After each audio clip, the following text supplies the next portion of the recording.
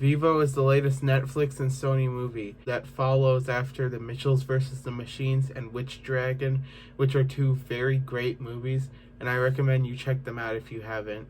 So when compared to The Mitchells vs. the Machines and Witch Dragon, Vivo isn't as good as them. Each Sony Netflix film has gotten a little bit worse than its predecessor, but even though this isn't as good as the other two, that doesn't mean it's bad. In fact, it's great. One thing that was kind of irritating in this film was that it had a bit of cliches. Wish Dragon had some cliches in it, but they weren't that big, and it still felt it wasn't trying to be a children's animated movie. Vivo feels kind of like that.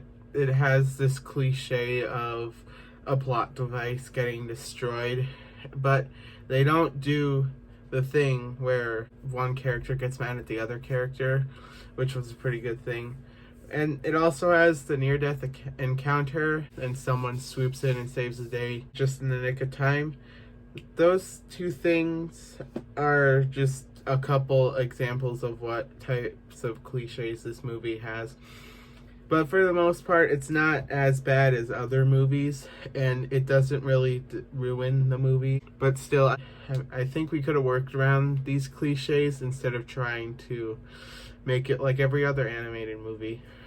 The main story in here is fairly average and seems like it's done a bunch of times before. It's basically Vivo and this girl trying to get this letter that Andres wrote to Valentina. And it feels pretty generic and not interesting, but the way that they executed it made it great. And I was pretty invested in this movie, unlike the other movies that has the similar story to this one. This movie also has some great songs. It reminded me a lot of In the Heights, mostly because the same person that worked on In the Heights worked on this movie. But it was still nice to see because In the Heights is one of my favorite movies of the year so far. And it felt like it was basically transferring In the Heights creativity to this movie. And it's also very entertaining and upbeat. And I don't think there was a single bad song. There might have been one that wasn't that great. But for the most part, each song was really good and upbeat. The characters are pretty fun and interesting, and a lot of the elements in this movie add to the characters. But the problem is I don't think the voices really don't lend anything to the movie, and they're not that special. And I think that they could be played by someone else and it would have the same effect on me. Except for Lin-Manuel Miranda, he was pretty good in this movie, and I wouldn't recast him. He was pretty great as Vivo. There was also some cool animals in the wilderness, like the snake played by Michael Rooker.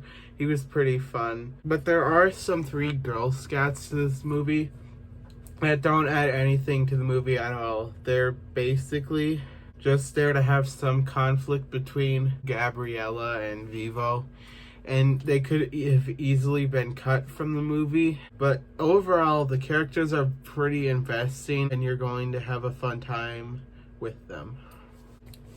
The big shock of this movie is that it has some genuine emotion. It's pretty shocking and actually heartbreaking in some scenes. Basically, Andres dies in the very beginning, and it's basically driving the whole story. It was pretty sad, but I don't think you're gonna cry over it.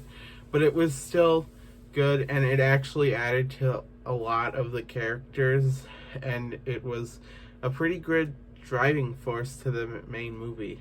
Well, my one problem with it though is that I don't like that Valentina figured out that Andres died before Vivo and Gabriella got to her, because that felt like it was the main driving force that Vivo was trying to get the letter to her. So I think that they should have kept it as a surprise for Vivo and Gabriella to tell Valentina that Andres died.